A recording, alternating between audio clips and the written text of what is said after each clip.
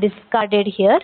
And yes, when you do, suppose if I write and yes R0 comma R1, it does the AND operation between R0 and R1, and whatever is the result you get, it will be stored in the register R0.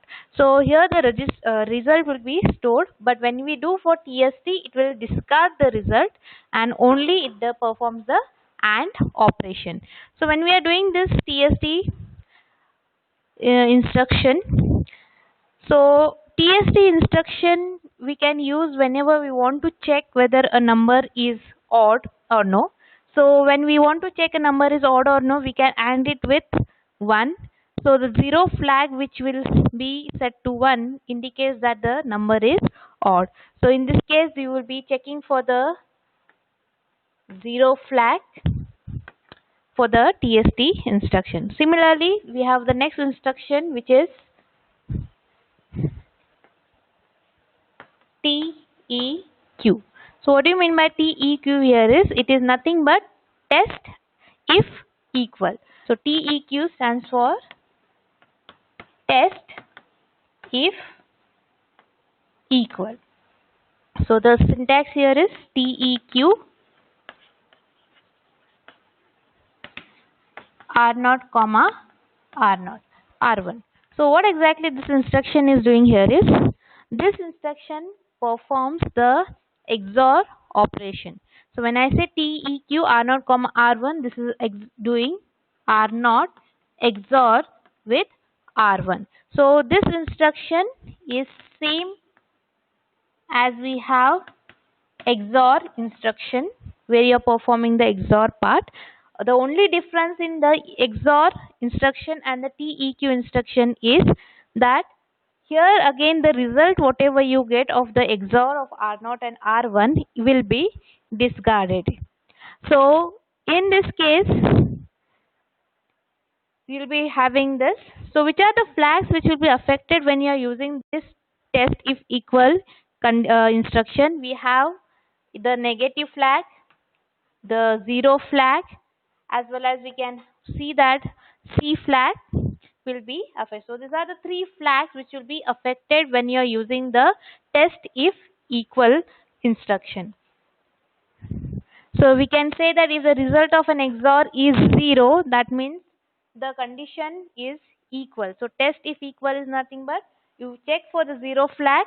If the 0 flag was set to 1, that means the condition or the registers R0 and R1 were equal. So this is how you will be checking for the equal condition using TEQ instruction. So this completes the logical instructions. So next we shall move on to the branch instructions.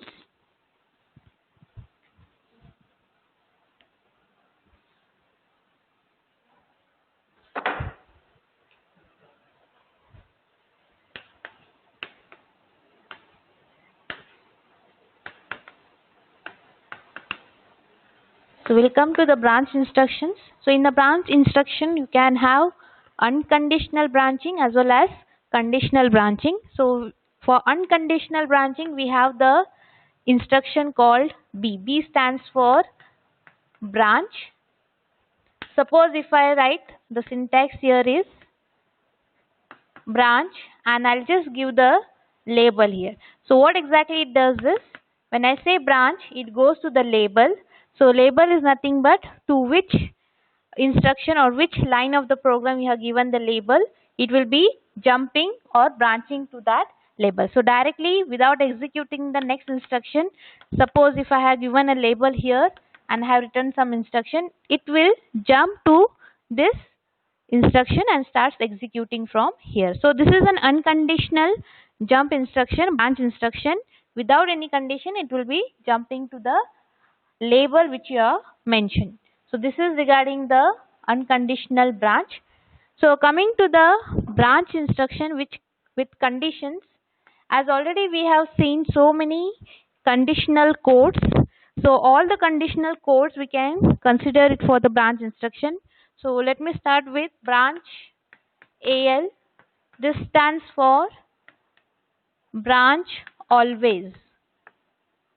branch always. So once you give this instruction branch AL, that means it is gonna branch always. Next we have branch NV. So this is nothing but branch never. So as we already seen all the conditional codes, so this all applies to your branch for conditional execution. Next we have branch carry set.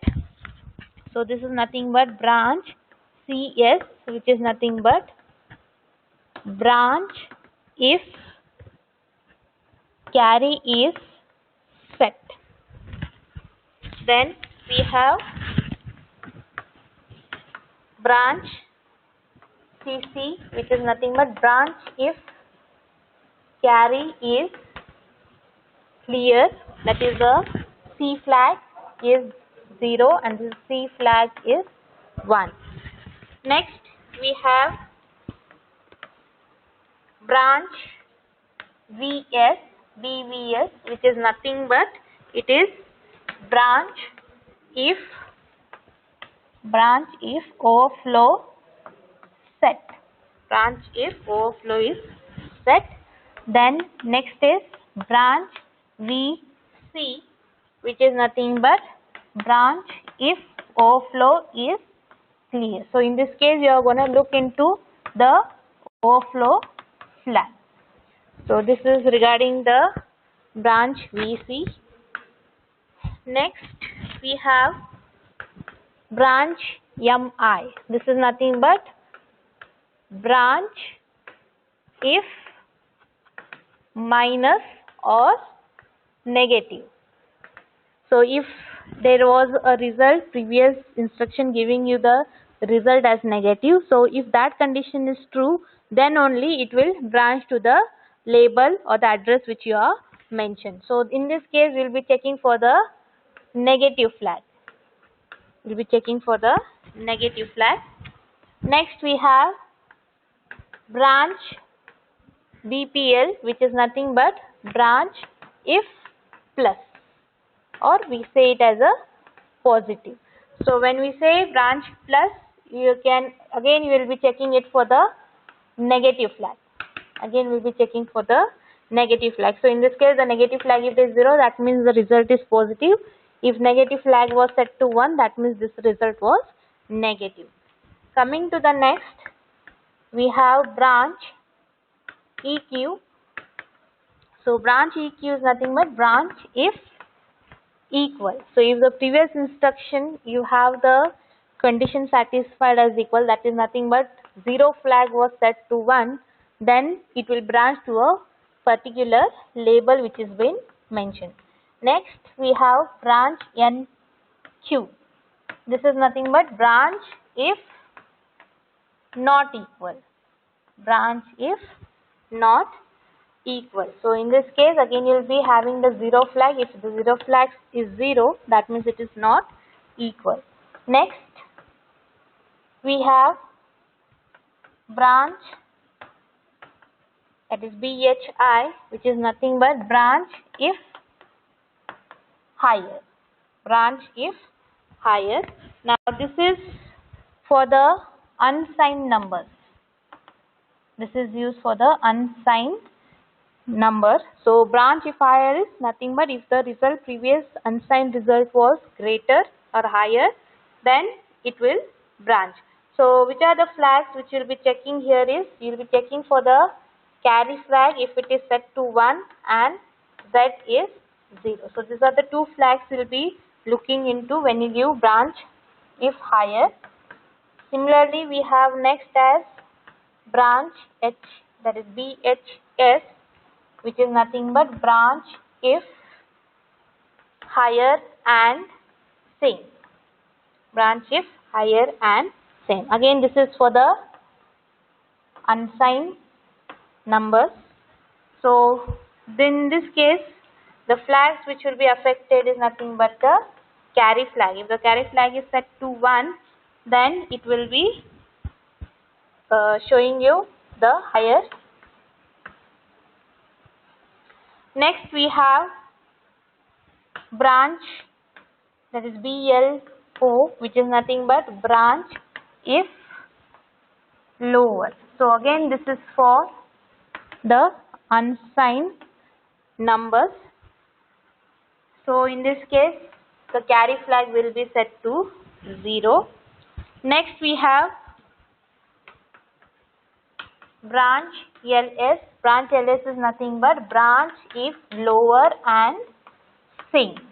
Branch if lower and same. So in this case C should be 0, carry flag is 0 and the Z should be 1. 0 flag should be 1. So this is branch lower and same. Next we have branch, that is BGT, which is nothing but branch if greater than. So this is for the signed numbers. This is for the signed numbers. So in this case you will be checking for Z is equals to 0, 0 flag, as well as the negative flag will be same as the overflow flag. Coming to the next, we have BLT. BLT stands for branch if lower than. This is again for the signed numbers. So for this you can see the negative flag and the overflow flag are not equal. Next, coming to the next part, which is branch greater and equal. So BGE stands for branch if greater and equal. Branch if greater and equal. So in this case the negative flag and the overflow flag are same. Next we have branch LE, which is nothing but branch if lesser and equal. So in this case Z will be 1 and N is not equal to V. This is what are the flags which has to be looked after. So these are some of the branch instructions. So you can use any conditional course with the branch to make it a conditional branch instruction. So these are the all the conditional codes which we are used for the branch instruction. There is only one unconditional branch, which is only nothing but if you say B and give the label, it becomes a unconditional branch. Rest all what we have mentioned here are conditional branch instruction. So this completes the instruction set of ARM processor.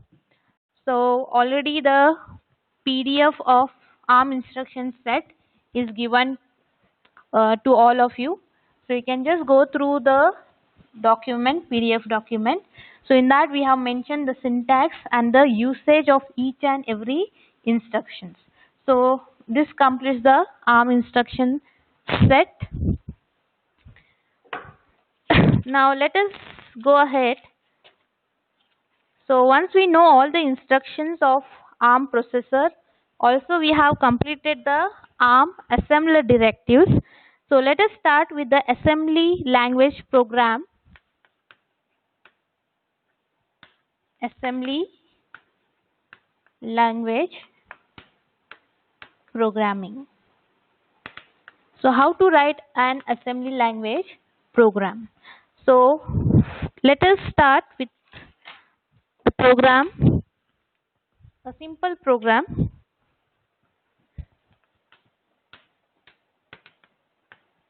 Write an ALP to add two 8-bit numbers, to add to 8-bit numbers stored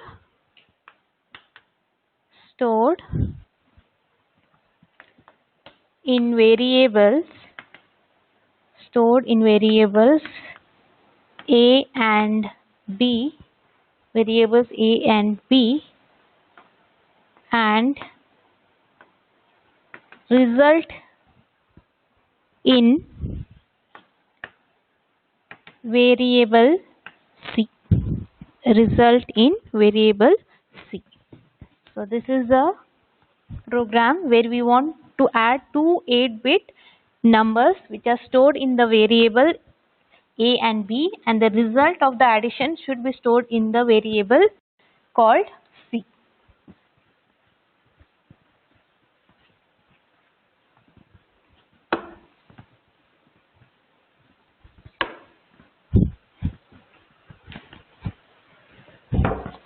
Okay, so let us begin with the program. So as we already completed the ARM assembler directives, so before we write any assembly language program, we need to specify the area there. So we have a area as a directive. So we have the first thing what you need to mention is the area directive. Once you mention the area, you need to give the name to the area, which is nothing but the user defined name. So I can write it as program1, comma, then we need to specify the attribute. So whether you are making this area or the space as a code for the code memory, or whether you're making it for the data part. So since we are going to start with the code, we are going to make this as a code here. And since it is a code, the attribute which will be giving to this is read only. So code comma read only. This is the first step, first line which you are going to write for an assembly language program. Specify the directive area, give the name for this, which is nothing but this is a user defined name. You can give any name.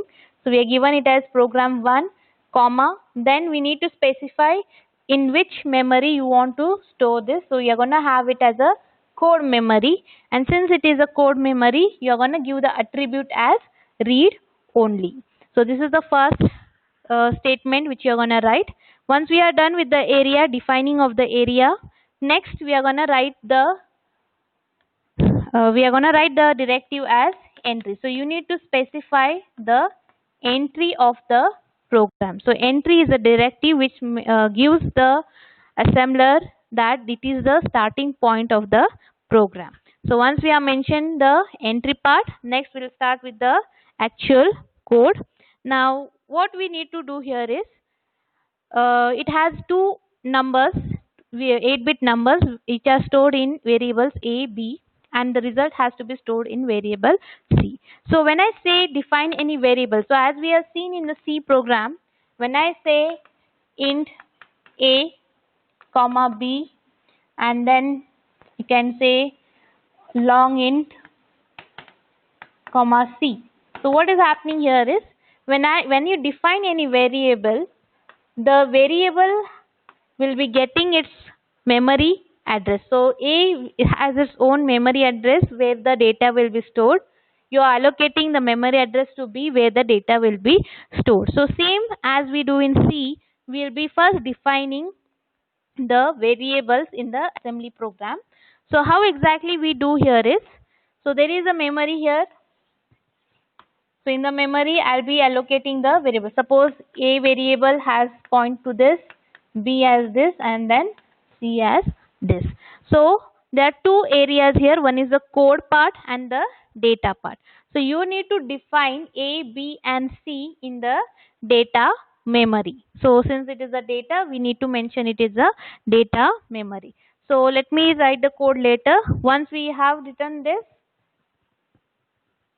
I have to define the data memory. So I'll be writing it as area.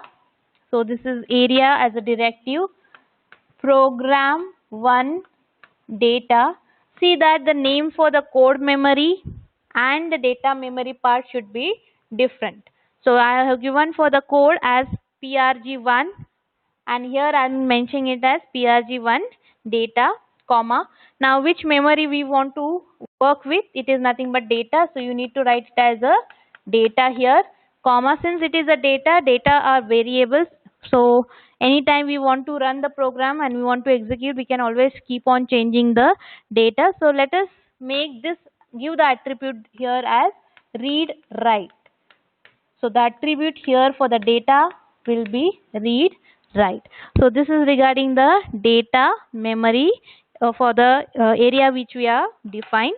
Now in this I have three variables A, B and C. So I need to define this A, B and C variables. So how we define this? Since A, B is a 8 bit, I need to allocate the memory or define this variable as a byte here. So what, since we already covered the defined constants like DCB, DCW and DCD. So DCB was to define constant as a byte. Then we had a DCW which is defined constant as a word. And then we had a DCD which is defined constant as a double word. So since it is a 8 bit, so here I'll be writing the variable name and then I'll be mentioning this as DCB. B stands for a byte, and just initialize that variable as 00. So this is initializing. So as we all do in a C program, we initialize the variable to 0 and then later on the value will be updated. So here let me take the next variable which is B. Since again this is a 8 bit, I'll be making this as DCB and then initialize it to 00. Similarly, we have the variable as C here. So now when we are defining the C variable, when you add two 8-bit numbers, the result may be a 16-bit number or a 8-bit number.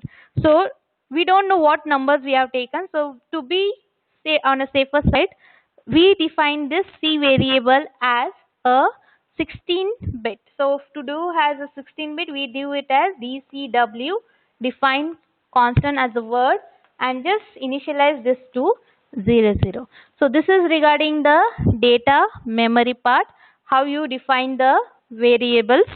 So A as a byte, B as a byte, and C as a word or a 16-bit. So this is regarding the part. Now coming to the code. Now we need to perform the addition. Now we have defined the variable.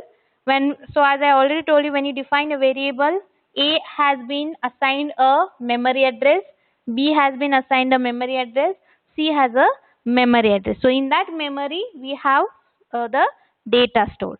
So when we want to write a code, when we want to take the data from the memory, we need to always use the load and store instruction. So the first instruction which you are going to do here is uses LDR. So we are going to take the memory address of that variable, store it in one of the register, and from the register as a relative addressing we are going to take the data. So LDR, we'll write it as, let me take R0 register.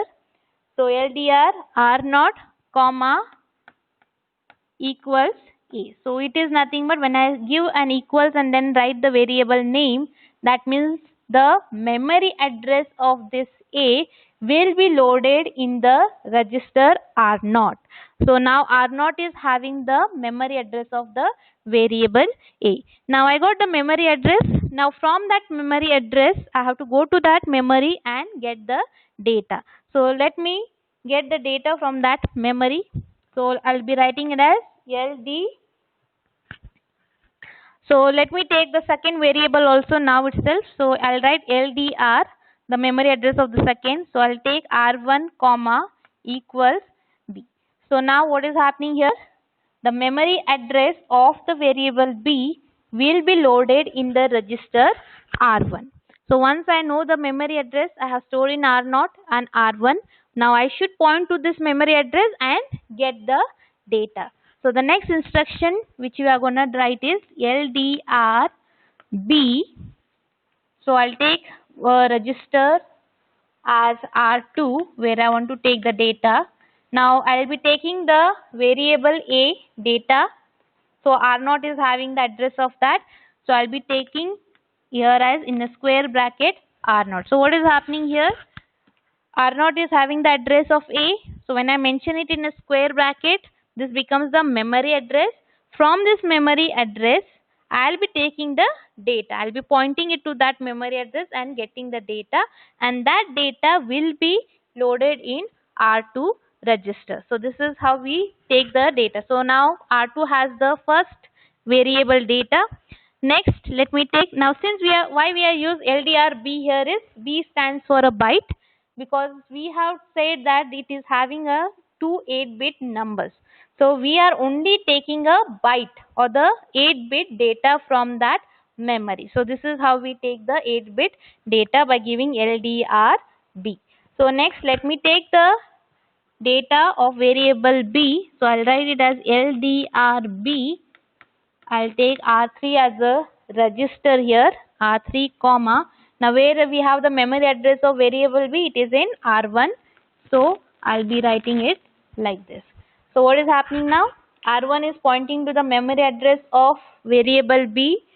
The data from there will be loaded in the register R3. So this is how we write for getting the data. Now we have got the data of variable A and B. Now what is the next thing we need to do here is, we need to add the two numbers.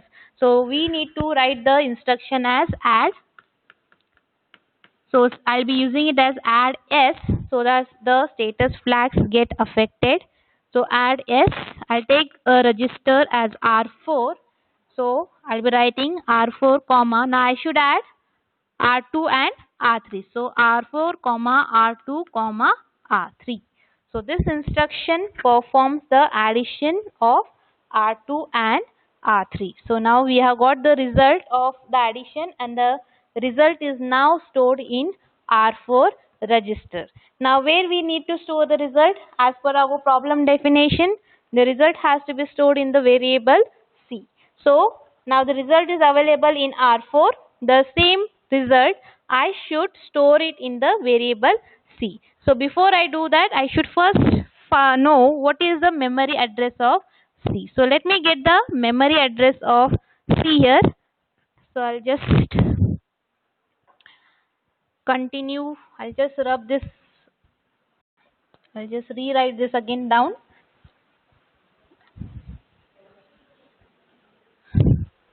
So after add is, I'll use LDR. So I'll be taking a new register R5 comma equals C. Now the memory address of the variable C is loaded in R5, and then in this memory address I need to store the result. So I'll be using the command str.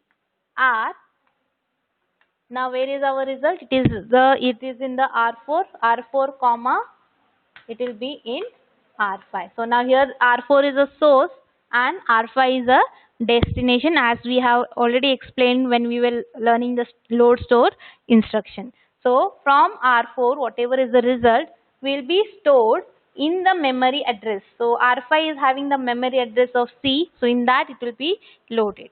So this is how we are doing the addition of two 8-bit numbers. So once we have done with this, we need to have a unconditional branch. So we are going to have a unconditional branch. So B stop B. What does that mean? This is an unconditional branch. It goes to the label stop. So where is our label? It is nothing but this. So it is just to make your program keep on executing this instruction. Okay, so this is regarding the program to add two 8-bit numbers. So I'll just mention the area program 1 data read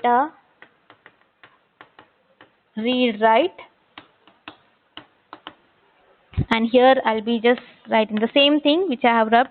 I'll be writing it here, DCB 0x00, B as DCB 0x00, and the variable C as DCW 0x00. And once you are done with this, the last statement or the instruction which you need to mention is the end. So end directive has to be given to indicate that this is the end of the program.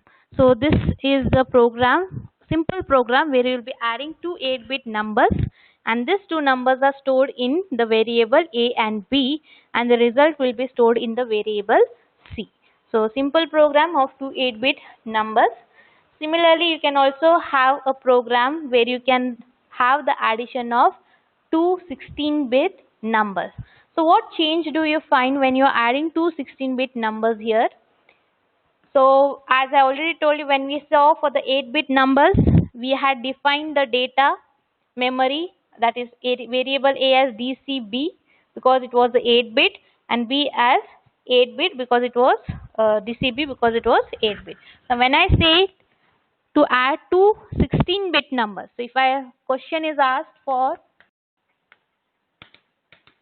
addition of two 16-bit numbers, so what change do you find in the program? All the sequence or the instruction remains the same. Only when you are defining the data here, you need to define the data as a 16-bit data. So when I say A, instead of having DCB, I should write it as DCW. Similarly, variable B is also 16-bit. So instead of DCB, I have to make it as DCW, that is defined constant word. Next, when you go with the variable C, now as I told you, if we are adding two 16-bit numbers, the result can also be a 32-bit number. So you need to define the variable C as DCD. So DCD is for a double word, that is 32-bit. Now coming to the program part here, same, get the memory address, load it in R0 of variable A. Next, get the memory address of B, load it in R1. Now, instead of LDRB, now since we took B because the data was a byte, now our data is nothing but 16-bit data. So instead of using LDRB, we are going to use it as LDRH. We are going to use it as LDRH. That means the 16-bit data which is there will be loaded in the register R2. Similarly, the next instruction, instead of LDRB, we'll be using it as LDRH. So this is how you'll be loading a 16-bit data in the R3 register. And then once you get the two data, you're going to perform the addition of that. So add S is the instruction. And once you are done with that, again load the memory address of the variable C and store the result in the memory address pointed by the R5 register. So this is the program where you can do addition of two 16-bit numbers. So only change is LDRH you're gonna make instead of LDRB here also. And similarly, when you are defining the data part, so you need to define it as a word, that is A variable A as DCW, B as DCW, and C as DCD. So this is a simple assembly language program for 8-bit addition. Also we have seen the addition of two 16-bit numbers. So in case if they are asked for addition of 32-bit number, so instead of 16, 32-bit number, so what change do you find here in the program? So if you start with the variables, defining the data, so A is a data, we need to define it as a 32-bit. So instead of using DCW, what will be using it as DCD, using the B also as DCD, C remains as DCD because this is the ARM 32-bit processor, so you have a DCD here, C is a DCD. So this is regarding the addition of 32-bit number. Similarly, when you come to here, when you want to load the data, 32-bit data, instead of LDRH, it should be only LDR. Here also, instead of LDRH, it will be only LDR. So this is a change what we'll be making when you are doing it for addition of two 32-bit numbers. So this completes the assembly program. So I'll take one more program on. Okay, before going to the next program, I'll just explain the two branch instructions which are remaining. So that the two branch instructions are related with your subroutine. If you have written a function and if you want to jump to the function, we are going to use this branch instruction. So we have the first instruction BL. BL is nothing but branch with link. branch with link, branch and link, branch and link. So what does this instruction do? This is nothing but a branch instruction. This is used whenever you want to go to any function or a subroutine. As already if you see in a C program, so in the main program you just call the function and the compiler jumps to the function and start executing the function instruction. Same way, when you want to do it with an assembly program, you're going to use the BL instruction. So what is the syntax you'll be writing here is, for BL you're going to write BL and maybe any function name. So I'll be having a function name. So what it does, branch and link goes to this function name. Now when you go to the function, you execute the function, but when you come back in the main program, you should have the return address. So where exactly you have the return address? So branch link is nothing but it links or saves the return address of the main program, where exactly it has to come back. So where we are saving this address, so it will be nothing but it saves the return address. So this return address is saved in the LR register. LR register is nothing but the linked register, or it is nothing but R14 register. It is nothing but R14. So the R14 register will be having the return address once your program jumps to the function or the subroutine. So this is regarding the BL or the branch link instruction. Similarly, we have one more instruction called branch BX, which is nothing but branch and exchange. Branch and exchange. So what is happening in a branch and exchange here is, it branches to the address contained in a specified register. So normally BX, when we write, so if I say BX and I just mention any register, so it jumps to the address which is specified by the R4 register, and as well as it exchange or it change the state or the mode. So maybe it was working in ARM mode, it jumps or goes to the thumb state. So mode change will be taking place when you write the BX instruction. So how to know what state it has been gone? So for that, whenever I get an register, the address of this, we need to check for the bit 0 of this register. So if the bit 0 of this register indicates which mode or state it has been gone or continues to be in which state. So this is regarding the branch and exchange. So it branches as well as it changes the mode. Whereas here branch and link, it is only for using when you go with the function call or the subroutine. So it will be only linking or saving the return address in the LR register. So this completes the BL and the BX instruction, and we have also seen the assembly language program, how we have written the assembly language program, what are the steps. So you can do the same assembly language program. So I have shown it for addition. You can also do it for subtraction, multiplication. We can also have a program on division. So we can write many programs on this.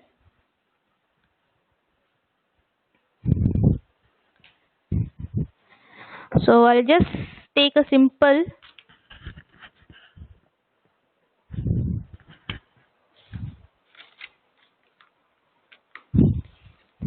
let me take a simple program again. Write an ALP to evaluate. Write an ALP to evaluate the arithmetic. Evaluate the arithmetic expression. Evaluate the arithmetic expression. So what is the expression we have is, we have the expression as x is equals to a plus c minus d. So this is the expression, arithmetic expression, which we need to evaluate. So let us write the program for this. So as already I have told, we need to first start with the defining of the area. So we write the area directive. Then we have to mention the user defined name here. You can write any name, so I can take it as program 2 comma, this is, now we are going to write the code, so we are going to make it as a code memory, and then the attribute is nothing but read only. The attribute is read only. Once we are done with this, we need to write the entry directive, which indicates it is the entry of the program. So we need to, so you can see how many variables do you find in this expression is, we have x as one variable, a as one variable, c and d. So I need to get the variable memory address first and the data from that memory. So first thing is to load the memory addresses of this. So first let us go with the addition of a plus c. So when I want to go with a plus c addition, first thing is I'll be loading the address. So I'll be writing it as LDR. I'll take R0 equals, I'll take it as a. Okay, so next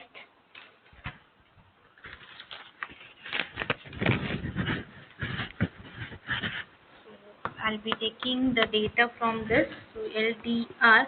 So you can assume the data as 8 bit, 16 bit, 16 or 32 bit. So let us assume the data to be 32 bit and write the program for this. So I can take LDR, I'll take it in R4 register. Change the registers here. We can use any registers. I'll take in R4 as A. In R0, I'll be getting the data.